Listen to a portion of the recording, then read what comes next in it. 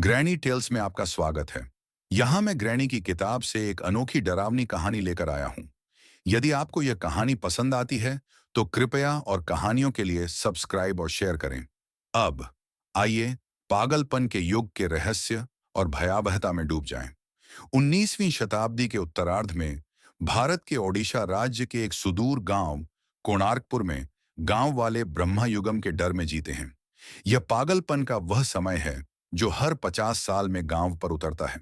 इस दौरान एक दुष्ट आत्मा, जिसे यक्षिणी के नाम से जाना जाता है, जागृत होती है और ग्रामीणों के मन को वश में कर लेती है। उन्हें पागलपन और विनाश की ओर ले जाती है।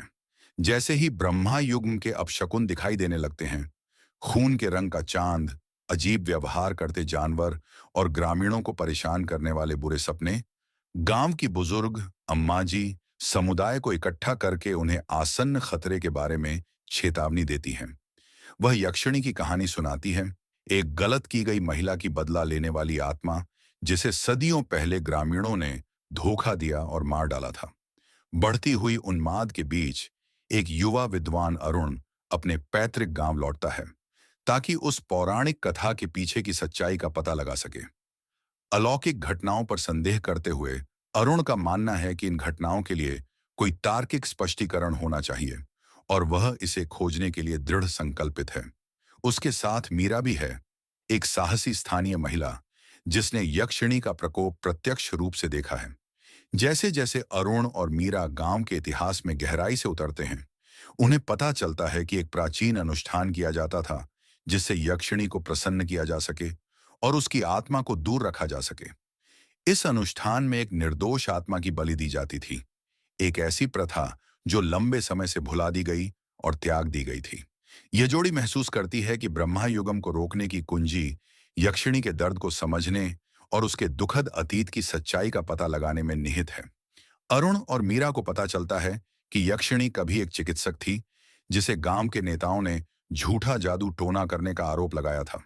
अपने आप को उसकी कथित शक्तियों से बचाने के लिए उन्होंने उसे निर्दयता से मार डाला और उसे जंगल में जीवित दफना दिया।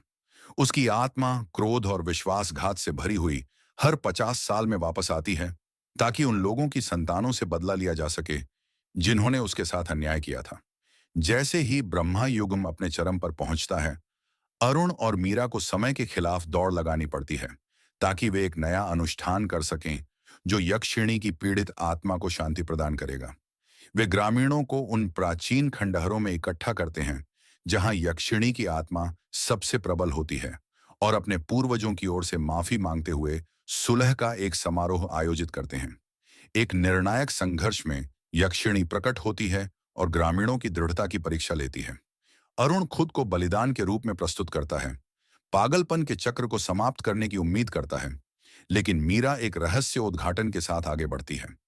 वह यक्षिणी के खोए हुए बच्चे का पुनर्जन्म है, जो एकमात्र व्यक्ति है जो वास्तव में आत्मा की पीड़ा को समाप्त कर सकता है।